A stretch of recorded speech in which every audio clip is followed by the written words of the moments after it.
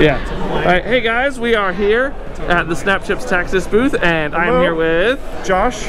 Hey Josh, and they've got all of the sweet new stuff for the SnapShips Tactics. We've got a good setup here of just some example ships with their console trays and loosely some stuff laid out. This isn't like a full game setup because obviously we need the whole mat and we've covered it with stuff, but this gives you an idea of kind of what it looks like on the table. Sure. So we've got, of course, our modular spaceships that are on these custom stands. Yeah. We've got this whole modular movement system. It's all free form on the playmat. Okay. So we've got this movement tool which lets you move either long by, if you've played some other spaceship tabletop games, this will be very familiar to you. Yeah. Right? Pick it up, move it to the other end.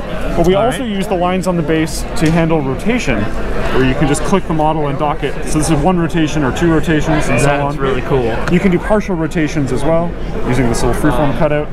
Okay. But every move action you take in the game is some combination of those abilities. So for example, like there are barrel rolls where you just I move the ship this way. Ah, yes, I am very familiar with this very specific maneuver style. Yes, there you go. And then here we have a bunch of cards. All of the pieces you've used to build the ship have corresponding cards, right? Like there is the cockpit, and it literally goes to that card there. Ah, that is such good customization. And that gives you a specific action. So you're going to literally design the ship of your dreams.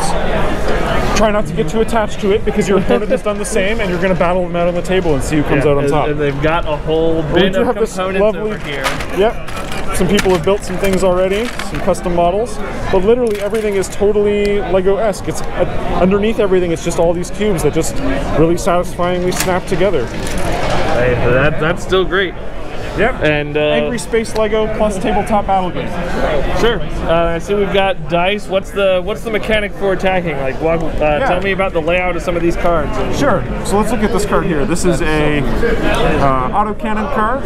Every weapon has a cost to fire it because you manage these power cubes to do your actions on your ship. Yep. So this would cost you 2 cubes to assign here to power it up. Okay. You would then check to see if your target is in the right firing arc and range.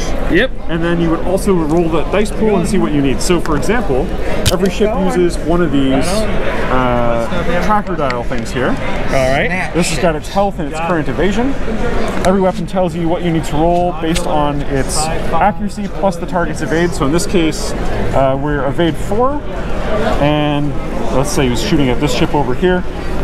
Like maybe he's evade 4. And if I'm firing at him with this guy, I'm going to roll all the dice for my weapon, in this case 4 dice from the autocannon, 2 plus the target's evade would be 6s. I'd roll that whole pool, we'd see what we get.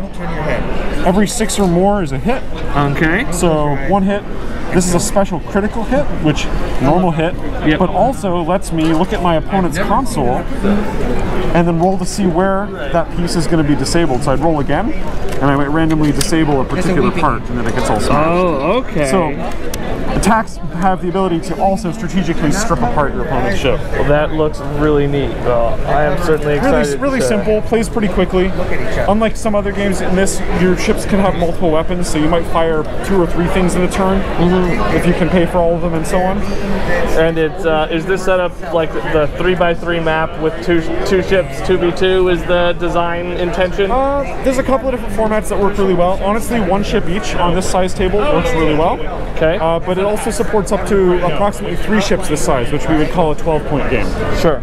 And that would that still be on the 3x3, or would we upgrade to 3x6? Nope, still on a 3x3 map. Oh, that feels like it'd be really intense because these ships are big. They're pretty big. Because this is a standard D10 that we're looking at right here, and there is the full-size ship next to it. Oh yeah, the base is 90 millimeters diameter. So I mean, you're not quite seeing the whole playmat because we've got it covered over a bit, but it's a pretty sizable play area. Oh yeah, it's a full 3x3, and I know most of y'all will be familiar with that already. Yep.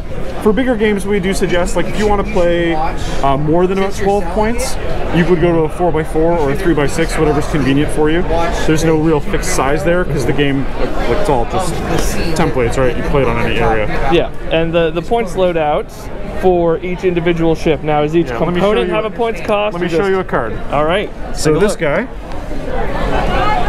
this little bar along the bottom of the card gives you the point recipe for what this ship looks like. So